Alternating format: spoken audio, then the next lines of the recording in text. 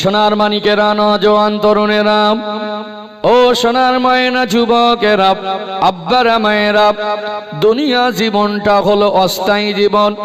আল্লাহ দয়াময় আমাকে আপনাকে এই দুনিয়া জমিনে পাঠিয়েছেন।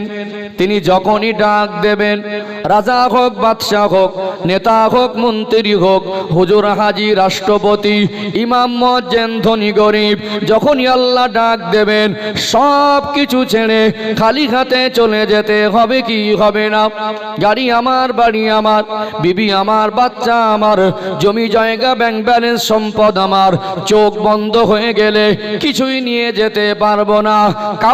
কাপড়ের কিন্তু পকেট হয় না। ও ভাইজানেরা, সোনার মানিক, যুবকেরা, আব্বারা মায়েরা, দেখবেন রাজা মরে গেলে রাজার জন্য কবরস্থানে 3.5 হাত জায়গাটাই বরাদ্দ। একজন ভিক্ষুক মারা গেলে তার জন্য কবরস্থানে 3.5 হাত জায়গাটাই বরাদ্দ। কি মনে হয়? দুনিয়ায় মনে হচ্ছিল অনেক সম্পদের মালিক, দুনিয়ায় তাকে মানুষ রাজা মনে করেছিল, কিন্তু কবরে যাওয়ার সময় দেখেন রাজার আর ফকিরের ঘরের মধ্যে পার্থক্য নেই। ও ভাইজানেরা, সোনার মানিক, যুবকেরা, আব্বারা মায়েরা, একজন মন্ত্রী মারা গেলে মন্ত্রীর যেমন কাফন হয়, একজন ভিক্ষুক মারা গেলে ভিক্ষুকের কাফনের মধ্যে পার্থক্য থাকে না। অতএব আল্লাহ পাক গাড়ি বাড়ি দেখে তিনি বান্দার উপরে সন্তুষ্ট হন না, দামি জামা কাপড় দেখে সন্তুষ্ট হন না, চেহারার সৌন্দর্য দেখে সন্তুষ্ট হন না। আল্লাহ দয়াময় এই জীবনের আমালে জিন্দেগি যদি ভালো হয়, যদি আল্লাহর কোনো বান্দার মনুষ্যত্ব পবিত্র হয়, আল্লাহর আদেশ আর নিষেধ মেনে জীবনটাকে যদি পবিত্র করে নেয়, ওই মানুষটা যদি দুনিয়ার সব থেকে গরিব হয়, ওই মানুষটার উপরে আমার আল্লাহ দয়াময় খুশি হয়ে যায়। জোরে বলুন সুবহানাল্লাহ। ও ভাইজানেরা, সোনার মানিক, যুবকেরা, আব্বারা মায়েরা, আল্লাহ নবী সাহাবী হযরতে বেলাল রাদিয়াল্লাহু আনহু, তিনি এত কালো ছিলেন, হাড়ির তলার মতো কালো। আমি কালো, আপনি কালো, এই কালো নয়, সেটা হলো একেবারে কুৎসিত কালো। কিছু মানুষ কালো, তাদের চেহারার ফেস কাটিং ভালো, তার চেহারার সৌন্দর্য ছিল না, তিনি ব্যক্তিগতভাবে 1 শতক জমিরও মালিক ছিলেন না, তার নামে কোনো ব্যাংক অ্যাকাউন্ট ছিল না, অতএব তিনি ব্যক্তিগতভাবে 100 টাকারও মালিক ছিলেন না। তার জীবনটা এত বেশি পবিত্র করেছিলেন, আল্লাহর বিধানগুলোকে অন্তর দিয়ে এমন ভাবে মেনেছিলেন, তার অন্তরে কলিজার ভিতরে আল্লাহ পাকের ভয় এত বেশি পরিমাণ জায়গা দিয়েছিলেন। তিনি আল্লাহকে আর নবীকে এত বেশি ভালোবেসেছিলেন, তিনি দুনিয়া জমিনে হাঁটলে তার পায়ের আওয়াজটা আল্লাহ পাকের আরশে আজিমে শোনা যেত। ও ভাইজানেরা, সোনার মানিক, যুবকেরা, আব্বারা মায়েরা, তিনি আজান দিতেন, শুদ্ধ করে আজান দিতে পারতেন না। কেননা ঈমান আনার কারণে তার উপরে যে জুলুম অত্যাচার চলেছিল, লোহার টুকরা উত্তপ্ত আগুনে লাল করে আল্লাহ নবীর সাহাবী হযরত বেলাল রাদিয়াল্লাহু আনহুর গালের মধ্যে ঢুকিয়ে দেওয়া হয়েছিল। সারা জীবনের মতো তোতলা হয়ে গিয়েছিলেন, তিনি আজানটা শুদ্ধ করে দিতে পারতেন না, কিন্তু আজান যখন শুরু করতেন আল্লাহ জমিনে আওয়াজটা পৌঁছে যেত আল্লাহ পাকের আরশে আজিমে। তাহলে আল্লাহ খুশি হলেন কি দেখে? তার পবিত্র জীবন দেখে, তার পবিত্র মনুষ্যত্ব দেখে। তার অন্তরে আল্লাহর ভয় ছিল, আল্লাহ এবং রাসূলের সঙ্গে তার সম্পর্কের মতো ছিল। আজকে আমাদের দুনিয়ার গাড়ি বাড়ির সঙ্গে সম্পর্ক, বন্ধু বান্ধবের সঙ্গে সম্পর্ক, পরিবারের সদস্যদের সঙ্গে সম্পর্ক, আত্মীয় স্বজনের সঙ্গে সম্পর্ক, সব সম্পর্ক আমরা ঠিক রেখেছি। আসল মানুষের জীবনে সব থেকে 2টো সম্পর্ক দামি সম্পর্ক, একটা হলো বান্দার আল্লাহ আর একটা হলো নবী আর উম্মাত। এই 2টো সম্পর্ক আমাদের কমজোরি হয়ে গেছে না যায়নি? কমজোরি হয়ে গেছে না?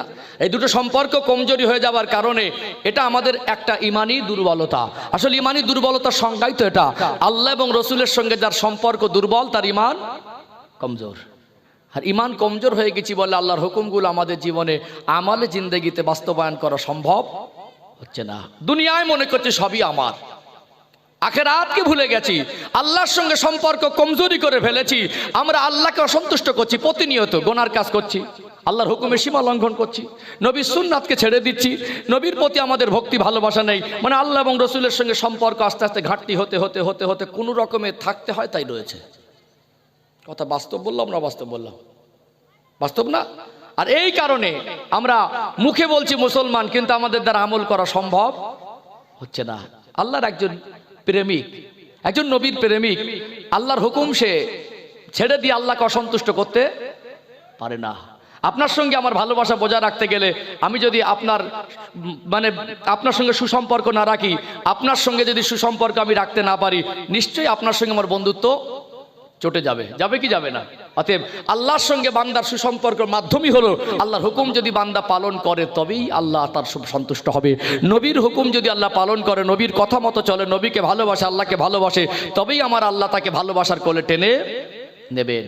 অতএব সম্মানিত ভাইয়েরা, দুনিয়া আমরা মনে করছি অনেক কিছু আমার, আসল যেদিন কবরে যাব সেদিন আল্লাহ ছাড়া আমার বলে আর কেউ থাকবে না। বাবা অসুস্থ হয়ে গেল, রাত 8টা থেকে নিয়ে রাত 2টা পর্যন্ত চতুর্পাশে 10 জন 20 জন মানুষ, ছেলে মেয়েগুলো, জামাইগুলো, নাতিপোতাগুলো সবাই কান্নাকাটি করছে। কেউ দোয়া করছে, কেউ সান্ত্বনা দিচ্ছে, আবার কেউ কান্নাকাটি করছে। ঘটনা মেয়েরা কাঁদছে, ছেলেগুলো বলছে ডক্টরের কাছে নিয়ে যাব।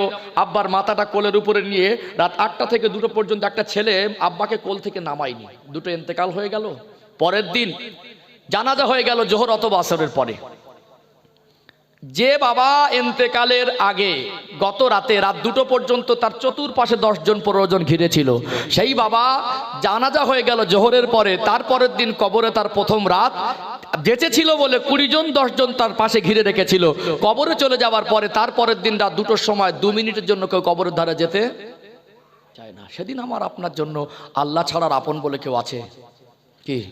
আছে? হাসরের ময়দানে সবাই আমাদের এখন আপন মনে হচ্ছে, সেদিন যে যার মতো হয়ে যাবে। কেউ কারোর ধারে বাড়ি এসে চেনা পরিচয় দিতে চাইবে না, কেউ কাউকে গোনার ভাগ নিতে চাইবে না, কেউ কারোর জন্য সেদিন চিনতে পেরেও বন্ধুত্বের শিকার হিসেবে বন্ধুত্বের সম্পর্ক, সন্তানের সঙ্গে বাবা মার সম্পর্ক, ভাই বোনের সম্পর্ক, ভাই ভাইয়ের সম্পর্ক তারা চিনতে পেরে অস্বীকার করে দেবে। সেদিন আমার নবী ছাড়া সুপারিশ করার মতো কেউ থাকবে? তাহলে সেই দুটো সম্পর্ক আমাদের ঘাটতি করলে হবে না। ও ভাইজানেরা, সোনার মানিক যুবকেরা, আব্বারা মায়েরা, মরণ একদিন হবেই হবে। আল্লাহ যখন ডাক দেবেন দুনিয়া ছেড়ে চলে যেতে হবে। আমার আল্লাহ দয়াময়, এই জন্য কোরআন শরীফে বলে দিলেন, ওয়ালা তামুতুন্না ইল্লা ওয়া আনতুম মুসলিমুন। ওরে আমার বান্দা বান্দি, মরতে যদি হয় পরিপূর্ণ মুসলমান না হয়ে মৃত্যুবরণ করো না। পরিপূর্ণ মুসলমান হতে গেলে আল্লাহর বিধানগুলো মানা দরকার আছে না নেই? আছে না নেই? বেই বাড়ি যাবার সময় সাজসজ্জা করে, জামাই বাড়িতে যাবার সময় সাজসজ্জা করে, কোনো বিয়ে বাড়ির অনুষ্ঠানে যাবার সময় সাজসজ্জা করে, কোথাও বেড়াতে গেলে সাজসজ্জা করে। এই দুনিয়ার জগৎ ছেড়ে চলে যাব, কবরের জগতে যেতে হবে, আখিরাতে হাসরের ময়দানে উঠতে হবে। আল্লাহর জান্নাতের মেহমান হতে গেলে জীবন একটু সাজানো গোছানো দরকার আছে না নেই? জীবনটাকে পবিত্র করে নেন। আল্লাহ বড় দয়াময়, আল্লাহ পাক বড় মেহেরবান। আমাকে আপনাকে আমার আল্লাহ অনেক বেশি ভালোবাসেন। আমরা তো আল্লাহকে স্বীকার করে নিয়েছি, আল্লাহকে এক বলে মানি। আমরা তো নবীকে নবী বলে মানি, কোরআনুল কারীমকে আসমানি কিতাব বলে মেনে নিয়েছি। আল্লাহ পাক আমাদেরকে ঈমান নামক সম্পদ দিয়েছে। আল্লাহ দয়াময়, তিনি মানুষ্য জাতিকে শখ করে আদর করে সৃষ্টি করেছেন। আমার আল্লাহ চান না কোন মানুষ জান্নাত থেকে জাহান্নামে যাক, বরং আমার আল্লাহ চেয়েছিলেন মানুষ্য জাতি প্রত্যেকটা মানুষ আল্লাহ জান্নাতের হকদার হোক। এই জন্য আমার আল্লাহ যুগ যুগ ধরে দুনিয়ার মানুষকে সুপথ দেখানোর জন্য নবী রাসূল পয়গম্বর আলাইহিমুস সালাম দিগকে পাঠিয়েছেন না পাঠায় নাই? অতএব দুনিয়াতে আল্লাহ দয়াময় যত নবী রাসূল পয়গম্বরদের পাঠিয়েছেন, এটা বান্দা বান্দির উপরে, আল্লাহর বান্দা বান্দির উপরে, মানুষ্য জাতির উপরে এটা আল্লাহ পাকের অফুরন্ত শ্রেষ্ঠ ভালোবাসা। জোরে বলুন সুবহানাল্লাহ। নবী পাঠালেন কেন?